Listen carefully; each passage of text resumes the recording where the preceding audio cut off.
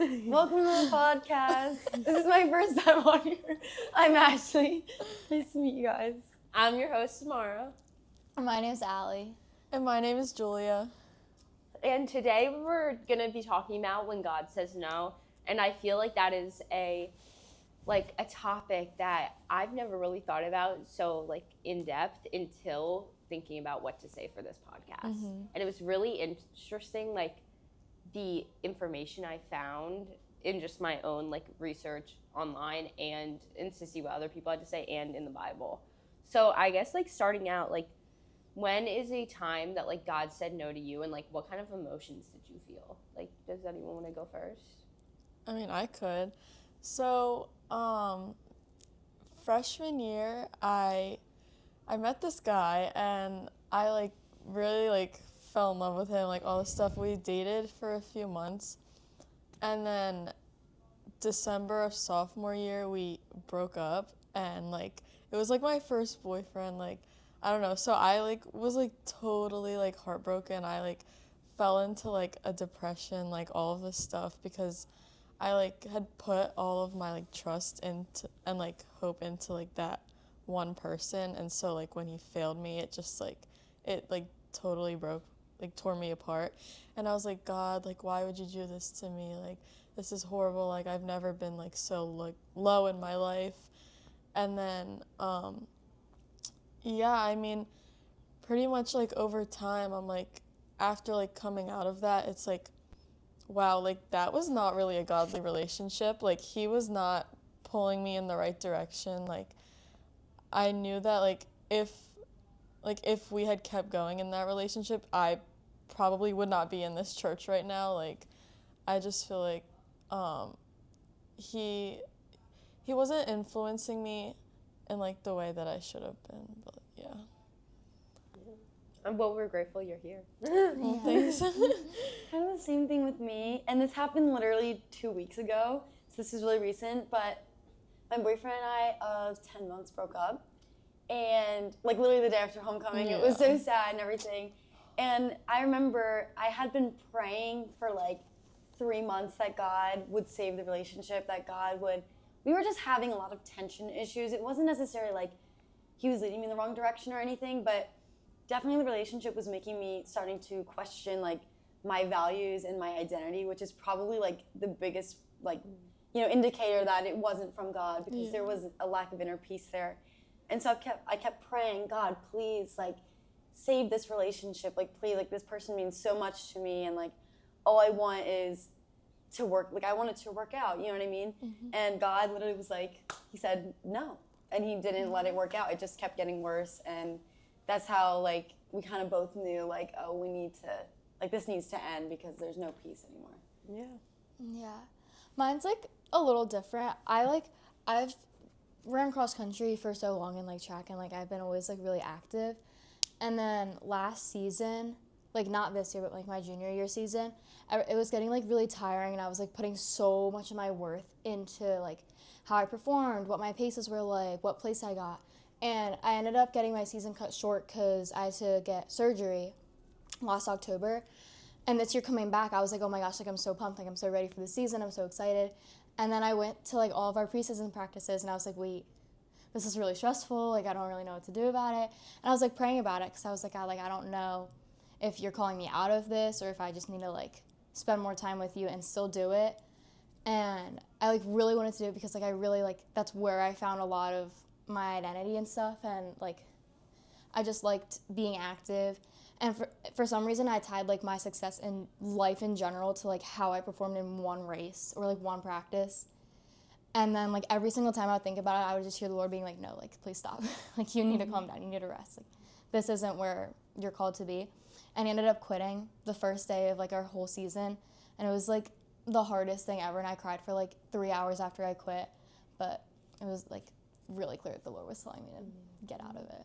Mm-hmm. I would say mine is very similar to Julie and Ashley's, not so much with a boy, but with just one of my girlfriends. Mm-hmm. And it was really intense prayer that I had, because I was God, I really love this person, but they're leading me in the wrong direction. I know it, I'm aware of it, and I'm trying to step out of it, but it was so hard at the time. So like I just kept praying. I was like, and eventually I was like, God, if you don't think this person is right in my life, take them out of it in like a peaceful way. Like I don't want any conflict. I don't want a big situation. Just like peacefully put some space between us if they are not right for me. And that was his no, because after that, like me and this girl still like are friendly with each other. There's no bad blood, but we just don't hang out like that anymore. So I'm not getting pulled into the situations that I was getting pulled into. And it was really hard. At first I felt angry. I was like, I didn't think he would actually take her out of my life. I just kind of said it just to say it. But after a while and like really sitting with it, I've learned to like accept like, thank gosh. Because not that she's a bad person, just the decisions that we made together weren't good for me, and I didn't want that to represent me. I didn't want that to be my identity. So I'm very grateful now, but I was very angry in the beginning. Yeah. That was so nice hearing all of yours. Like, it's so crazy how some of them are really similar, and yours is like, I would have never like even thought about like a sport. Yeah. In what ways can understanding like God's no really protect you, like in a way? Do you understand what I'm trying to say? Yeah. Yeah. Okay. You got Okay. it? Sorry. So obviously, like, these past 2 weeks have been like a whirlwind for me, because I'm like, oh my gosh, feeling all these emotions, like anger, sadness, resentment, all the things. And I was kind of like asking myself, like, before the relationship ended, when there was so much tension, I was like, God, why are you letting this happen? Like, you're literally you're the Prince of Peace. Like, Jesus is the Prince of Peace. Like, why are you letting so much tension build up between us? Like, why are you letting this happen? And I came across, this is a very like popular verse, very well known, but Jeremiah like 29:11. Mm-hmm. It's like, for the plans that I know I have for you, like declares the Lord, right? I know something like that. It's probably not right, but it's close. So I was remembering, like, God actually, like, my plans that I create for myself are going to destroy me. But that's why God has to step in and like stop it, because he has plans that may not look like mine, but are actually better for me. And like, I always remind myself with that verse, because I always realize, like, God has a plan for me. He's already walked my walk. He's already planned out my walk. And he knows everything that's going to happen. And just knowing that every single thing that he has for me is meant to prosper me, and help me, especially just like, help me grow and like be a better person, reminds me that like sometimes this kind of pain, this no answer, is actually a good thing. He's just trying to protect me and trying to get me closer to him. I feel like everything is meant to bring us closer to God. I agree. Sorry, I feel like I'm reading off of my phone, but I swear I have a No, lot you're of good. good notes and I want to get it all in. I wrote down that understanding God's knows is like a protection, and it reframes the disappointment that we're feeling into trust for him by revealing like his unseen dangers. Like you said, he knows what's coming next. He's the only person that knows what's happening tomorrow for us. Like, he knows our plan for tomorrow. And I feel like literally right along what you said, it helps me acknowledge that in the end, he is going to lead me where he knows I should be. I think that's the main thing of it. Like, he knows everything. He knows our plan. So exactly what you just said. Does anyone have anything else different than just his plan? Like, if you don't, it's okay. I feel like when I was like in the thick of my season, like I was really struggling with like my body image at the same time. And I was like, oh, like people are going to be seeing me run. Like I have to look like good. Like I need to like watch what I'm eating and all this stuff. And then like I like kept feeling the Lord being like, like you're not created for that. Like I'm not telling you to do that. And like as I stopped running, like it kind of just like, it didn't like just go away like poof, but like it was kind of just like, oh, like this isn't what I'm created for. Like I'm called to like trust him and like what he's doing. And the same, like again, this is like a really cliche verse, but like Psalm 149:14 or 139:14, like I praise you because I'm fearfully and wonderfully made. Like just like keep that like rooted in my heart was like huge. Just like I don't know. I don't know if that makes sense. I'll move on to the next question if you don't have anything else. It's okay if you don't. I mean, I was gonna say the same thing as Ashley. Like, like the verse Jeremiah 29:11, like I always keep it in the back of my mind because it's like whenever like things don't go like the way I expect them to, I just know that like, okay, like I know that God has something better for me. And like when I was younger and like early high school, like I couldn't really make sense of that until now because like looking back, I'm like I explained earlier, if I was like still in that relationship, like I totally would have been like a completely different person. And so it's just like thing after thing, like I've dealt with the same thing with like friends, where it's like I'm in a friend group and I'm like, I don't know if like I'm being pulled in the right direction, and it's just like learning how to like take a step back. It's just really good. In this, like, I feel like for us, instant gratification is a huge thing. I feel like, especially with like social media, it's just like all you have to do is comment, and boom, that person knows that you think they're pretty. So, like, how does the concept of waiting on God's timing? Because sometimes when He says no or yes, like obviously it could take a year. Like I've had prayers that I've prayed for so long and they didn't get answered for so long. How do you guys think that like really challenges our patience as kids in like this day and age, like with social media and with just like technology? Like you're getting answers right away from everyone. How does that challenge your patience with like the Lord? Like, does that make sense? Yeah. Okay. I mean, I was just gonna say like, cause like the whole social media thing, it's like you post and all of a sudden it's like comment, and then you're just like feeding into it and whatever. But with God, like God is not on our like timeline. He's not like he's not like on this like time zone, whatever you want to call it. So it's like his timing is so much different than like what we're used to, and like especially as like our generation is getting so into like the social media, it's like shortening our like attention spans and like all this stuff where it's making us want things like quick. But like God is not, he's not like in that. Like God has his own way, he has his own timing, everything. And it's like I've had so many situations where like God's like timing has been like perfect, and I'm like, but I didn't realize it in the moment. Yeah. So it was like it was like instead of it being like God saying no, it was God saying like not yet. And it's just like yeah. And it's just like so it like kind of goes along with this topic, but like that's more of like timing, but like yeah, if that makes sense. Yeah, I feel like too sometimes social media is so bad for our mental health because comparison is the thief of joy. Mm-hmm. Yeah. And I feel like a lot of the times when I'm praying for something that I know God like is going to take a while to answer, like I have a feeling I'm like, ooh, like I feel like he wants me to wait for a season, like I have to learn something, maybe I have to stop idolizing something to actually get this thing.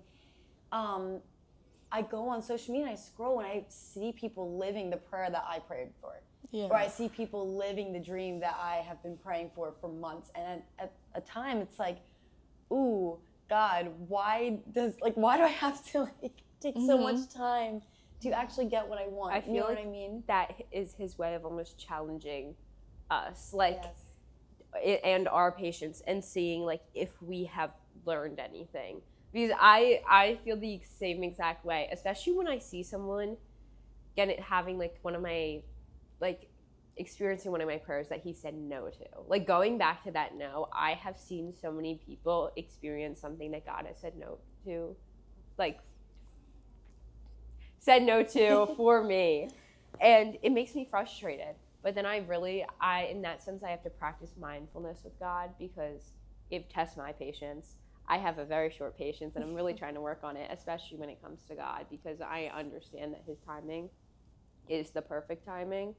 So I think like with me, like that's when I really dive deeper into prayer. I think that's kind of how I challenge that impatient aspect of myself. Yeah, I think it's so important though to challenge that like impatience, because I feel like that's exactly when we get what we want. Because I feel like, especially kind of going back to my relationship, like I was idolizing it and I was putting like my boyfriend, I guess, at the center of everything. Like almost like he was replacing God in a way. Yeah.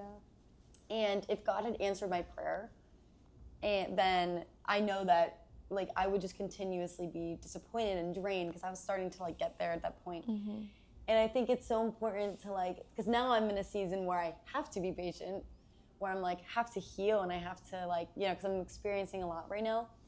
And it's been so good because every single day, like I learn something new and beautiful about God and like the way that he works, you know what I mean? So, yeah. And you're doing so many amazing things, like the play. Oh my God. And you are genuinely glowing. I thank you. I know I have something written down because I was not going to remember this off the top of my head, but off the top of anyone's head, does anyone have like biblical examples of how like of when God says no? Like, Yes. I mean, this is like kind of the most like basic one, but I always remember like when Jesus, like before he was crucified, he was like Father, like take this cup like from me and all this stuff. And like God basically just said no. Like he left him and he abandoned him and like let him go through all of that. And like I mean, Jesus suffered a lot like for us, which is like it's so amazing, but it like from a human perspective, it's just like it makes me feel like a little bad, but it just shows like why he loves us so much. So it was like God, like the Father saying no, kind of like saved all of us in a way. exactly. Yeah. I agree. Wow. I didn't think of that. That was good. Yeah. Mine is about Paul's thorn in 2 Corinthians 12, 8 and 9. And he pleaded for God to remove the thorn from his, like, I forget where the thorn was, but he pleaded God to remove it. But God responded, "My grace is sufficient for you." And this kind of showed me that God's no leads to greater resilience, and this reflected in Paul's strength. It honestly just showed me to like trust God's wisdom with the no, even if it's painful, physically, mentally, emotionally. I just have to trust it. So I feel like seeing examples like this in the Bible shows that like it really shows us that he's not saying no for nothing. Like there is reasons, because when you get later into these books after God says no, you're seeing like Paul, like he grew in his strength, and like he didn't make his fear and his pain his identity in that sense. Yeah, that's so good.